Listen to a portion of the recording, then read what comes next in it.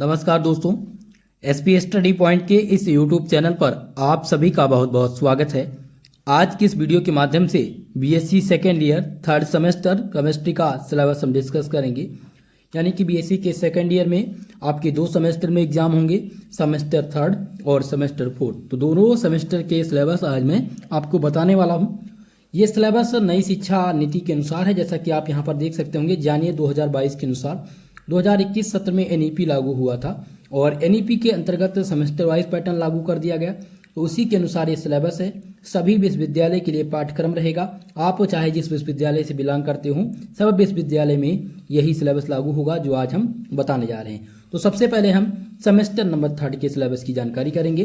दोस्तों, नई शिक्षा नीति के अनुसार ये सिलेबस है सेमेस्टर वाइज पैटर्न का। और सबसे पहले हम सेमेस्टर नंबर 3 के सिलेबस की चर्चा करेंगे। तो सेमेस्टर नंबर 3 में जो आपका थ्योरी का पेपर है उसका नाम है chemical dynamic and coordination chemistry.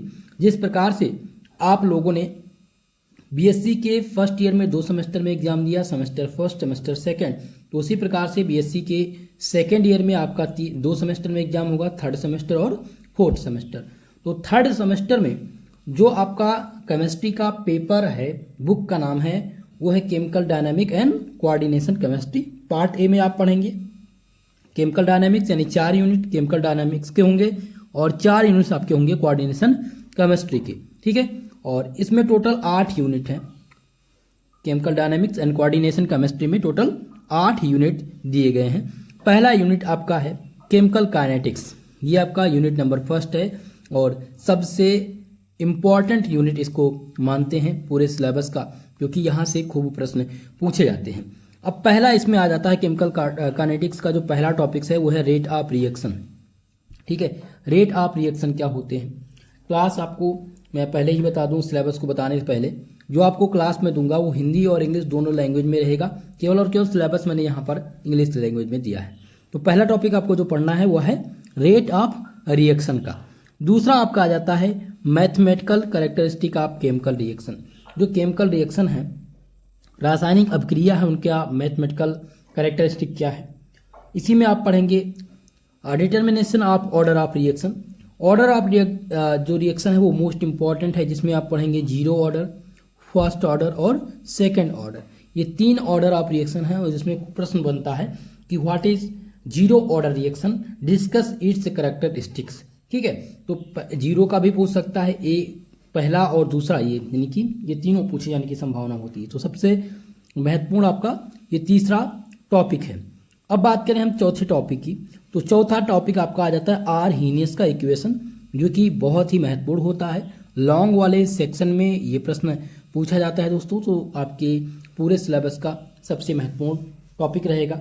और नेक्स्ट आपका आ जाता है transition state theory. Transition state theory क्या होती है ये आपको बताना है।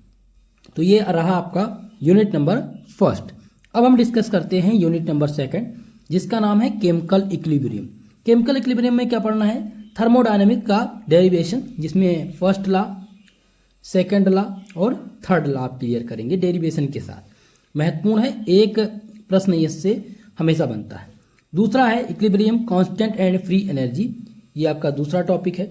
और सबसे महत्वपूर्ण 100% गारंटी वाला प्रश्न, 10 नंबर अगर आपको क्लियर करना है आज से ही, पेपर आपका 75 नंबर का होगा।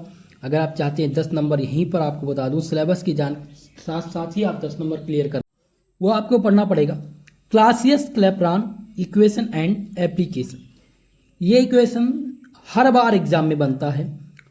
आप किसी भी विश्वविद्यालय का पेपर उठा करके देखेंगे सेमेस्टर 3 का, तो ये क्वेश्चंस आपको मिलेगा और लॉन्ग वाले सेक्शन में हमेशा पूछा जाता है। ठीक है, तो अगर आपका क्लासियस-क्लैपेरॉन इक्वेशन तैयार है और थर्मोडायनामिक का एक इक्वेशन तैयार है, तो मानकर चलिए कि 10 नंबर ये और इसका 15 नंबर, 25 नंबर आपकी इसी यूनिट नंबर 2 से क्लियर हो जाएंगे। ठीक है, तो यूनिट नंबर 2 में आपको क्या पढ़ना है पता चल गया। थर्मोडायनामिक्स का लॉ पढ़ना है, इक्विलिब्रियम कांस्टेंट और free energy, Clausius-Clapeyron equation and application. चलिए यूनिट नंबर 3, तीसरा यूनिट आपका है फेज इक्विलिब्रियम। फेज इक्विलिब्रियम में सबसे महत्वपूर्ण आपका आ जाता है डिग्री ऑफ फ्रीडम। क्या पढ़ेंगे भैया, डिग्री ऑफ फ्रीडम, जिसे हिंदी में कहते हैं स्वतंत्रता की कोटि। अगला है गिब्स का फेज रूल। गिब्स का फेज रूल जो है ये भी पूछा जाता है, हर वर्ष पूछा जाता है। मोस्ट इंपॉर्टेंट ये दोनों देखिए, ये दोनों टॉपिक 100% गारंटी वाले टॉपिक हैं जो एग्जाम में हमेशा एग्जामिनर पूछता है। ठीक है, तीसरा यूनिट है phase equilibrium of one compound, और नेक्स्ट आपका आ जाता है water and CO2 system. Water system और सल्फर सिस्टम से प्रश्न पूछे जाते हैं, ये जरूर बनेगा आपके एग्जाम में। ठीक है, तो यहाँ पर सबसे महत्वपूर्ण अगर मैं बता दूं तो आपका है डिग्री ऑफ फ्रीडम और गिब्स का फेज रूल, ये तीसरा यूनिट है। अब बात करते हैं यूनिट नंबर 4 की। चौथा यूनिट जो आपका है वो है, चौथा यूनिट क्या है भैया, जिसका नाम है काइनेटिक थ्योरीज ऑफ गैसेस, जिसमें आपको गैसियस स्टेट के बारे में पढ़ना है। गैसियस स्टेट क्या होता है, मॉलिक्यूलर वेलोसिटी क्या है, ये पढ़ेंगे, और क्रिटिकल फेनोमेना पढ़ेंगे। ये 3 टॉपिक आपके यूनिट नंबर 4 में समाहित हैं। अब हम बात करते हैं लिक्विड स्टेट यानी कि यूनिट नंबर 5। पांचवा यूनिट का नाम है लिक्विड स्टेट, जिसमें आपको पढ़ना है इंट्रामॉलिक्यूलर फोर्स के बारे में। इंट्रामॉलिक्यूलर फोर्स क्या होते हैं ये आप पढ़ेंगे। इसी में पढ़ेंगे लिक्विड, सॉलिड और गैस क्या होता है, लिक्विड का स्ट्रक्चर क्या है, इनके डिफरेंसेस क्या है और इनके क्लासिफिकेशन। इसी प्रकार से सॉलिड के स्ट्रक्चर, डिफरेंसेस और क्लासिफिकेशन, और गैस के, ठीक है, इन तीनों में इनका डिफरेंस पूछा जाएगा कि सॉलिड, लिक्विड, गैस का अंतर क्या है, और इन तीनों में स्ट्रक्चर किस प्रकार से बनते हैं, इनका क्लासिफिकेशन कैसे किया गया है।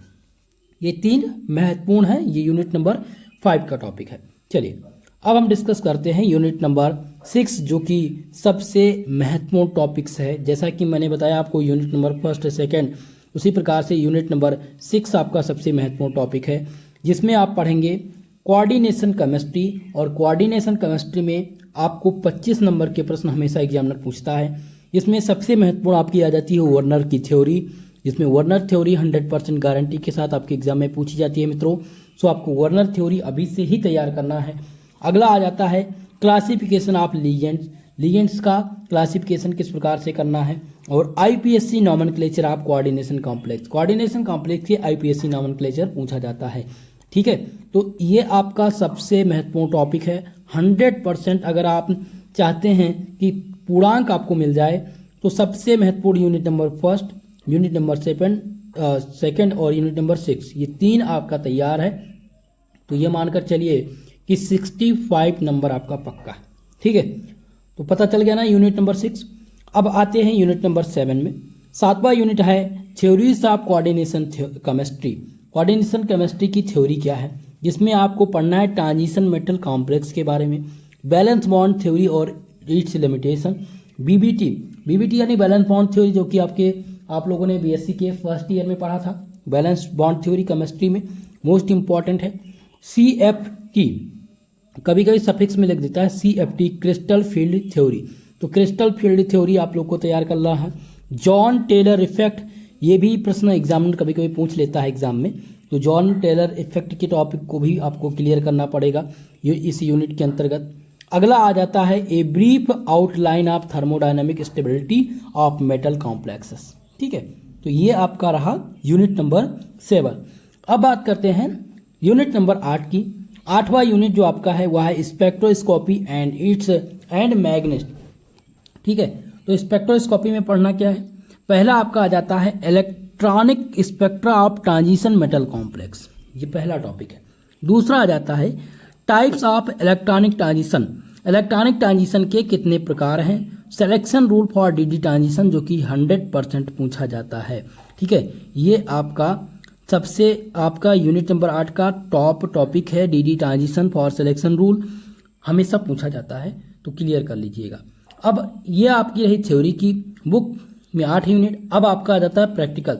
तो प्रैक्टिकल का जो बुक है उसका नाम है फिजिकल एनालिसिस, ये आप पढ़ेंगे प्रैक्टिकल में, ये आपके प्रैक्टिकल की बुक का नाम।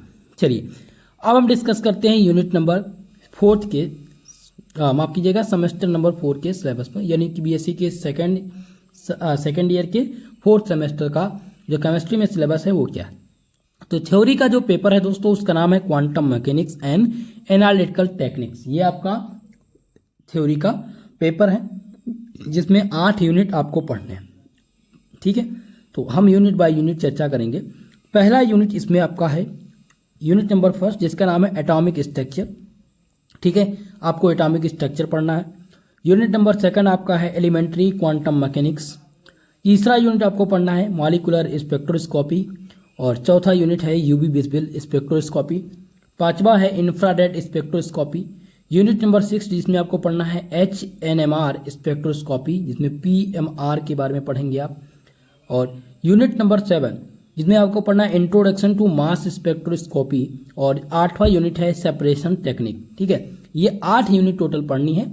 अब इसमें केवल मैंने यूनिट्स के नाम दिए हैं और जब आपको आप सेमेस्टर नंबर 4 में आप जाएंगे, 4th सेमेस्टर में आपको पढ़ाऊंगा तो वहाँ पर आपको प्रत्येक यूनिट के टॉपिक्स के भी रूबरू कराऊंगा। ठीक है, तो आज हम यानी कि फाइनली बीएससी के सेकेंड ईयर केमिस्ट्री का पूर्णतः सिलेबस मैंने आपको बता दिया, सेमेस्टर 3 और सेमेस्टर 4। दोस्तों आपके क्लास की टाइमिंग रात को 8 बजे रखी जाएगी। रोज रात 8 बजे आप लोग की क्लास संचालित की जाएगी YouTube channel SPS study point पर। पीडीएफ और नोट्स के लिए, सिलेबस के लिए आप लोग हमारे टेलीग्राम चैनल से जुड़ जाइए। टेलीग्राम चैनल का लिंक डिस्क्रिप्शन बॉक्स में है या आप सर्च कर लीजिए टेलीग्राम पर जाकर के एसपी स्टडी पॉइंट। जैसे ही आप एसपी स्टडी पॉइंट डालेंगे आपको चैनल का नाम मिल जाएगा जहां से आप फ्री में पीडीएफ नोट्स प्राप्त कर सकते हैं। ओके, तो दोस्तों आज के लिए बस इतना ही, मिलते हैं किसी नेक्स्ट वीडियो में। तब तक के लिए जय हिंद, जय भारत।